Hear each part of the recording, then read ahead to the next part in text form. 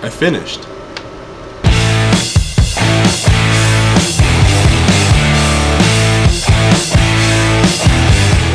And I didn't come in last place. I couldn't walk for 2 days.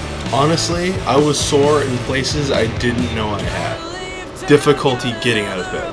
I am really lucky to have one of the best wives in the world, because the day after my first race, she scheduled a massage for me and she took me to get a massage. So yes, sweetheart, I have one of the best wives in the world. Thank you very much. I'm very lucky. Because she's also coming to my next race to be my umbrella girl. I drove up there on Saturday.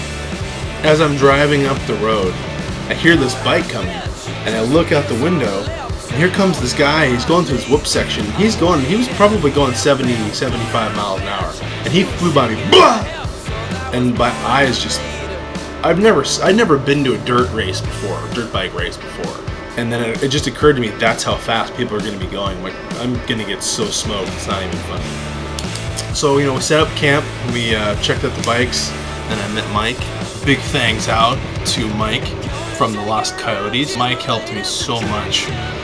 He held my hand through this entire process. Pretty much all the advice he gave me was right on the money. So thank you, Mike. Thank you, Lost Coyotes. He took me on a little morning loop. You know, he takes off in the desert and I'm following him. I'm thinking, man, we're really far out. You know, I'm starting to get kind of tired. He'd gone about 4 miles before I was almost completely exhausted. And I started to get nervous because my arms were already exhausted. I was already having problems hanging on to the handlebars. And the whole loop was about 10 miles and it completely kicked my ass. He wasn't even going anywhere near what a normal race pace would be. It was one of the coldest camps I've ever had in my life. It was down, I think the forecast actually said it was 20 degrees. So I wore almost all the clothes that I brought with me in my sleeping bag. The wind didn't help. I would almost equate it to 4 guys standing around your tent, hitting it with tennis rackets for 12 hours. That was kind of what it was like.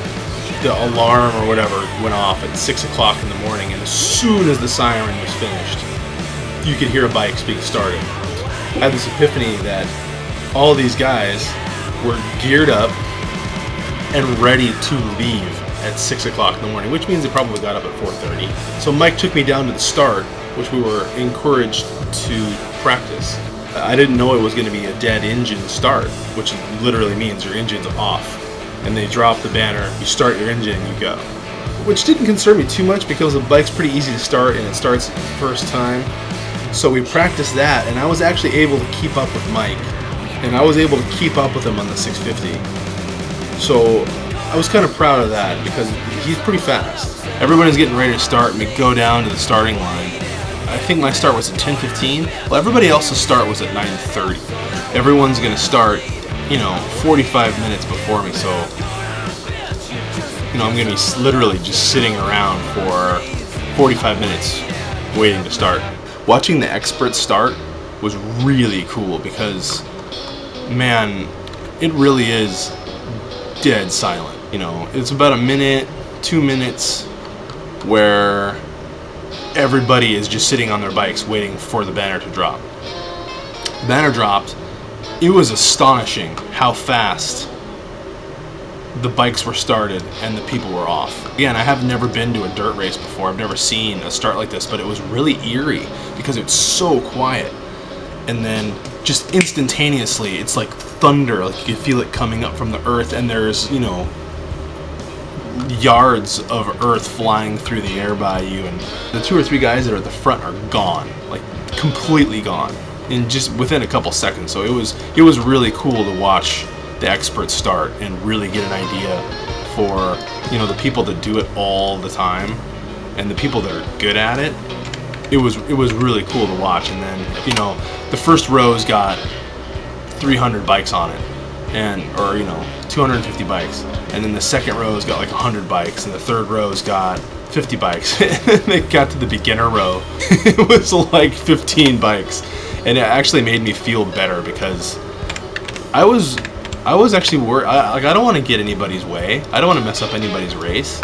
So it made me feel better that there were substantially less people in my class, and, you know, I was kind of looking around, and there was, you know, maybe 10 or 15 guys. I was kind of looking around. It was all, I don't know if it was anybody else's first race, but There was a lot of nervous glancing going around, and then, you know, I must have practice started the XR 20 times. Since I've never done it before, I don't really have like a regimen. I didn't know what I was gonna do. So I just, you know, shut off the engine and I'm waiting. The banner goes up and I get ready to start, and God, it seemed like forever. And finally, banner dropped and I started and I went, and I actually got a really great start. I smoked the guy on my left, who, I mean, that wasn't such a big feat because he was on a much smaller bike than me. But I started going up the hill and I didn't see anybody. I was just wide open through about 3rd or 4th gear, and then I was going a little bit faster than I was comfortable with. So I kind of slowed down, and as I started to slow down, this guy on my right, I think on a Yamaha, he just cruising by me. I was about 2nd on the start, which I'm pretty proud of. I mean, again, I'm on the 650. How many guys on the beginner class run 650s? I should have gotten a good start. But instantaneously, the second we got over the hill, instantaneously I was exhausted. My hands felt like they were going to give up. My arms felt like they were going to give up. So I had to sit down. And then from about then to the end of the race, I had to stay sitting down, unless it was like a big whoop section or what have you, just because my hands, I couldn't hold on to the handlebars. And it was actually kind of terrifying because you can't hold on, but you're trying to, and as you're getting weaker, so you're falling back, and of course when you're doing that, you're rolling on the throttle. So the weaker you get, the more difficult it is to hang on. Whenever you want to slow down and you're going too fast and you're getting tired, you have to pull yourself forward and roll. It's incredibly difficult to suck and not crash, because the more out of shape you are and weaker you are, the harder it makes things. I mean, it was incredibly obvious right away that if you're in really good shape and you had really good technique and good suspension and all that, it would be so much easier, because instead of going through all the whoops, you can just go over the top of everything. But I just didn't have the strength, so I was making it perpetually harder on myself because I wasn't very good. I took Mike's advice a lot, in the sense that he said, you're gonna find a pace. Just find your pace. Doesn't matter how fast it is. Just settle into your pace and finish. That's, you know, that's the most important. So I'm settling into my pace, and I'm realizing that I'm catching a guy. And then I got really excited, which I should have known ahead of time this was a bad idea. But I saw this guy ahead of me. You know, I wanted to pass him, so we were in single track, and I was just kind of slowly creeping up on him. And he was, you know, riding smarter than I was, i.e., he was riding slower and more consistently than just riding really fast until he got exhausted and then crashing like somebody else. So we're in single track going along, and then it kind of opened up, and instantly I saw a faster left line, so I took off and passed him. All of a sudden, you know, oh right, I passed him, I made my first pass. And right just immediately after that, after I got into 3rd gear, I was probably going between 40 and 50. It was about a 4-foot vertical drop, but from where I was sitting, it looked like it was 10 feet. There was only 2 things I could do. It was either slam on the brakes, go end over end into the rocks, or pin it and hold it wide open, get the front end up, and just launch off the end of this thing. So I did the only thing that I knew was that I should do, is I just pinned it in 3rd gear. So I launched off this thing, and I've never been so high in the air in my life. And for the first time, that bike started to feel really heavy as I got it into the air, and I landed wham into the creek bed, bottomed out, you know, into the bottom. And of course, if there's a 4-foot wall on this side, there's going to be a 4-foot wall on this side. So it almost helped me, because I came flying, bound, and like the suspension rebounded, and it got me back into the air, and I bumped up the other side. So it could have been a catastrophic crash. Too bad I'm not Malcolm Smith.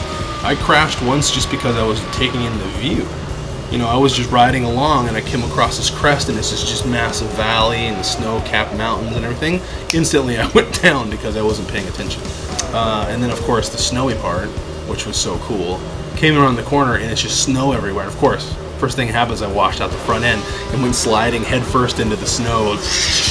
So yeah, now I'm cold, wet, and tired.